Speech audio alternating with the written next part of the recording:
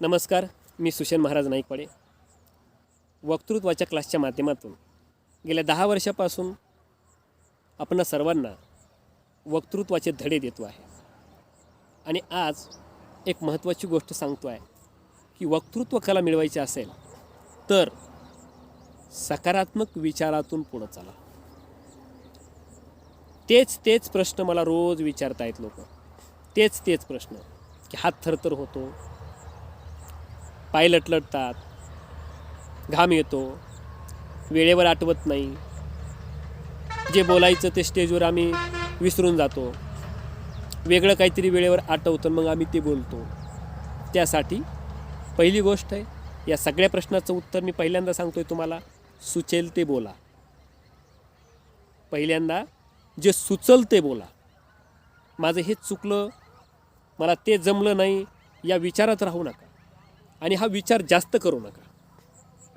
कारण कितीही पंडित असला, कितीही चांगला वक्तृत्वातला पट्टीचा वक्ता असला तरी त्याच्यासुद्धा काही गोष्टी सांगायच्या राहून जातात. विस्मरण ही प्रक्रियाच आहे ना, ही माणसाला दिलेली देणगी आहे, ईश्वरी देणगी. विस्मरण कोणालाही होतं, म्हणून हे फक्त तुमच्याच बाबतीत होतं असं नाही. म्हणजे या गोष्टीचा पुन्हा निगेटिव्ह विचार करण्यात अर्थ नाही. बरेच लोक म्हणतात नाही सर माझा प्रॉब्लेम थोडा वेगळाच आहे की मला उभा राहिल्यानंतर काही सुचतच नाही. ते भीतीपोटी होतं. त्याचं उत्तर आहे भीती, फक्त तुमच्या मनातली. आणि भीती का? तुम्हालाच का भीती? याचं कारण आहे तुमच्याकडं आत्मविश्वासाचा अभाव आहे. ज्या लोकांना हे होतं ना त्या लोकांकडं आत्मविश्वासाचा अभाव आहे. आणि आत्मविश्वास जर वाढवायचा असेल तर ज्या कारणामुळं ती भीती निर्माण झाली, भीती कोणती, कोणते कारण भीतीचे कारणं शोधून काढा. तुम्हाला का थरथर होतं, का लटलट होतं, का घाम येतो, का लोकांची प्रचंड भीती वाटते, त्याचे कारण आहेत. तुम्ही जे बोलणार आहात ते तुमच्या पाठांतरात पक्क नाही आहे. म्हणजे जे काही 4 ओळी असेल तुम्हाला बोलायची, जी काही सुरुवात असेल, किंवा तुमच्या भाषणाचं तगडं चिंतन तुम्ही केलेलं नाही आहे, तुम्ही तुमचं भाषण ठरवलेलं नाही आहे, तुम्ही तुमच्या भाषणाचा पुन्हा सराव केलेला नाही आहे. समजा तुमचं 5 मिनिटाचं भाषण आहे. 5 मिनिटाचं भाषण तुमच्याकडं जर आत्मविश्वास नसेल, आत्मविश्वासाचा अभाव असेल, तर तुम्ही ते 5 मिनिटाचं भाषण तुम्ही 40-50 वेळा 100 वेळा ते एकट्यानं म्हणून बघायचं. एकांतात जाऊन, कुठंतरी दूर शेतात जाऊन, किंवा एखाद्या बंद हॉलमध्ये बसून एकांतात. तुम्हाला ते थरथर लटलट धडधड होणार नाही. झालं तरी कमी प्रमाणात होईल आणि हळूहळू त्यातून तुम्ही पुढे जा. म्हणजे तुम्ही होतं काय, थरथर होणं, लटलट होणं, पाय लटलटणं, अंगावरती तुमच्या आपोआप घाम फुटणं, हे सगळं का होतं? हे सगळं होतं फक्त भीतीपोटी. आणि ही भीती घालवण्यासाठी तुम्हाला संबंधित त्या विषयाच्या भाषणाची परिपूर्ण तयारी जर केली तुम्ही, तर ती भीती हळूहळू कमी होईल. आणि तुम्ही बरेच जण ती एकच एक गोष्ट गिरवता कित्ता, सर हे माझ्याच बाबतीत होतं, सर माझा हा, अरे तुमचा नाही प्रॉब्लेम सर, हा माझा प्रॉब्लेम आहे. माझा नाही, हा सगळ्यांचा प्रॉब्लेम आहे. आणि म्हणून अजिबात असं वाटून घ्यायचं नाही की फक्त माझ्या बाबतीत होत आहे. हे सगळ्यांच्या बाबतीत होत आहे आणि सगळ्यांनी याच्यावर मात केली आहे. मग त्यात अब्राहम लिंकन होते, महात्मा गांधी होते, मोठमोठे जगविख्यात वक्ते होते. आम्ही सुद्धा स्टेजवर बोलतो. सुरुवातीला आम्ही बोलू शकत नव्हतो, आता आम्ही बोलू शकतो. याचं कारण आहे या प्रोसेसमधून प्रत्येकाला जावं लागतं, प्रत्येकाला. आपण एकटे नाही आहे. आणि म्हणून तसा नकारात्मक विचार करण्याची गरजच नाही आहे की हे माझ्या बाबतीत होतं म्हणून. हे सगळ्यांच्या बाबतीत होतं. जे सगळ्यांच्या बाबतीत होतं ते कॉमन आहे. तुमची भीती आता कमी होईल, कारण सगळ्यांच्या बाबतीत होतं म्हणलं की मग बरं वाटतं माणसाला. सगळ्यांच्या बाबतीत होतं. एकट्याच्या बाबतीत म्हणलं की भीती वाटते. तू मरणार आहेस म्हणलं की 8 दिवसामध्ये तू मरणार आहेस असं जर म्हटलं तुम्हाला तर भीती वाटते. आणि 8 दिवसामध्ये जगच सगळं संपणार आहे, मग नाही भीती वाटत. म्हणून तुमची भीती कमी करण्यासाठी सांगायला लागलो. आणि ती वस्तुस्थिती आहे, कमी करण्यासाठी नाही, ही वस्तुस्थिती आहे. हे सगळ्यांच्या बाबतीत होतं, पण याच्यावर मात करून पुढं जावं लागतं. एक सांगू का, जगात अनेक अशा गोष्टी आहेत तुम्ही त्या पहिल्यांदा करताना तुम्हाला भीती वाटते, पण इथं कोणी तुम्हाला मदत करू शकत नाही, त्या तुम्हालाच कराव्या लागतात. बघा, अनेक विचार करून बघा तुमच्या आयुष्यात किती अशा घटना आहेत की त्या तुम्हालाच कराव्या लागतात. इथं कोणाची मदत घेऊन चालत नाही. इथं दुसऱ्याला मदत करताही येत नाही, दुसऱ्याची मदत घेता बी येत नाही, आणि आयुष्यात पहिल्यांदा कराव्या लागतात, पण तुम्ही त्या पार पाडता. मग वक्तृत्व ही एकच गोष्ट नाही आहे. वक्तृत्व त्याच तत्सम गोष्ट आहे, त्याच पद्धतीची गोष्ट आहे. ती एकट्यालाच करावी लागते. इथं कोणी मदत नाही करणार. म्हणजे स्टेजवर गेल्यानंतर तुम्हाला कोण मदत करणार? आणि स्टेजवर गेल्यावर खालून मदत केली तर तुमचं राहिलं ते काय इम्प्रेशन?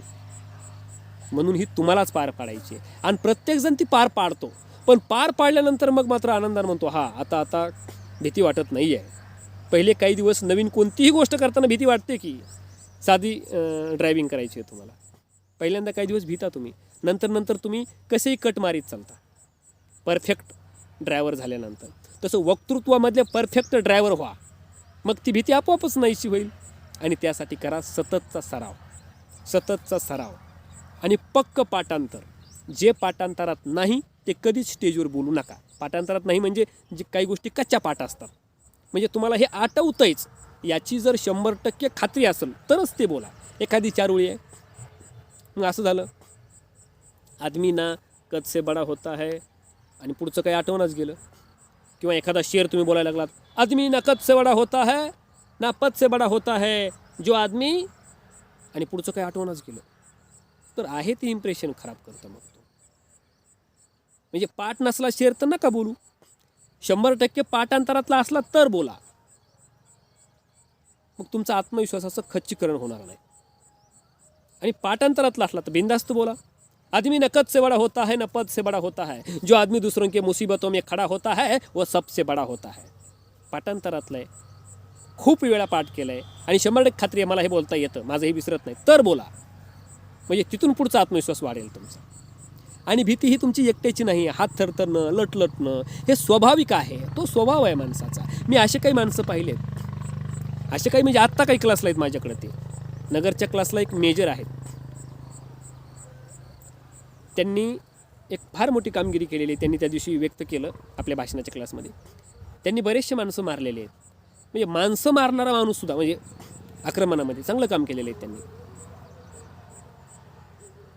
दुसरे माणसं मारणारा माणूससुद्धा इथं बोल घेतो.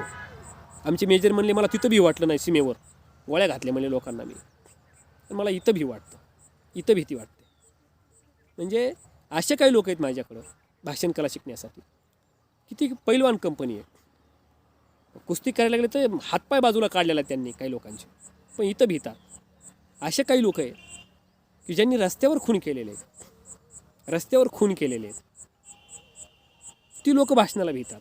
याचं कारण आहे, जगाची भीती ही फार वेगळी आहे. वक्तृत्व, आणि ते पहिल्यांदा करतो म्हणून आहे. पुन्हा करा वक्तृत्व, पुन्हा बोलत राहा, पुन्हा माईक हातात घ्या, पुन्हा बोलत राहा, ते होणार नाही. आणि म्हणून ही सगळ्यांची समस्या आहे. पैलवान असू द्यात, डॉन असू द्यात, मोठा दादा असू द्यात, मोठा पुढारी असू द्यात, पैशावाला असू द्यात, हे कोणाच्याही बाबतीत होतं, कोणाच्याही. म्हणून आपण वेगळे नाही, अजिबात आपण वेगळे नाही. आणि निसर्गानं तुम्हाला अशी ताकद दिली आहे, निसर्गाने एवढी ताकद दिली आहे तुम्हाला, तिचा तुम्ही 20% सुद्धा वापर करत नाही आहे. निसर्गानं दिलेली एनर्जी जेवढा माणूस जास्त वापरतो तेवढा यशस्वी असतो. आपण फक्त निसर्गाने दिलेली एनर्जी वापरत नाही आहे, म्हणून आपण इथं आहे. चला, भीती तुमची एकट्याची नाही, भीती सगळ्यांच्या बाबतीत आहे, आणि याच्यावर तुम्हाला मात करून बोलायचं आहे. आपण भाषणाच्या क्लासमध्ये तर सगळ्यांना हेच सांगतो आहे.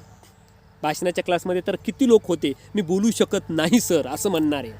सर मला राजकीय क्षेत्रामध्ये चांगली संधी आहे, मला सामाजिक क्षेत्रात फार मोठी संधी आहे, मी मोठा डॉक्टर आहे, मी वकील आहे असं म्हणणारी माणसं, मला राजकीय चांगलं पद मिळणार आहे आता, त्याचे संकेत मला मिळालेत, मला बोलल्याशिवाय पर्याय नाही असं म्हणणारी माणसं होते. आणि ते सर आम्हाला भाषण आलं पाहिजे, 2 महिन्यात आमच्याबद्दल घडवून द्या, असं खूप माणसं माझ्याकडे आले. आणि ते माणसाचा संपर्क आजही आहे. ते माणसं प्रत्येकाच्या ठिकाणी यशस्वी आहेत, कोण कुठल्याही क्षेत्रातला असो. त्यांनी योग्य ते मार्गदर्शन घेतलं, मग आपल्या पुण्याच्या प्रशिक्षण वर्गातून घेतलं, नगरच्या घेतलं आणि बीडच्या घेतलं. आज लॉकडाऊनचा काळ आहे, प्रशिक्षण बंद आहे, थोडे नियम शिथिल झाले, हॉटेल्स वगैरे चालू झाले की आपलं प्रशिक्षण लगेच चालू होतं, हॉटेल सुरू झाले की आपलं प्रशिक्षण सुरू होतं. आणि म्हणून पुणे, नगर, बीड, आठवड्यातून 1 दिवस पुणे, 1 दिवस बीड आणि 1 दिवस नगर. ज्या लोकांना या प्रशिक्षणाला बसायचं आहे ते लोक प्रशिक्षणाला बसू शकता, आणि ज्या लोकांना प्रशिक्षणाला बसता येत नाही ते लोक घरबसल्या पुस्तक मागून घेऊ शकता.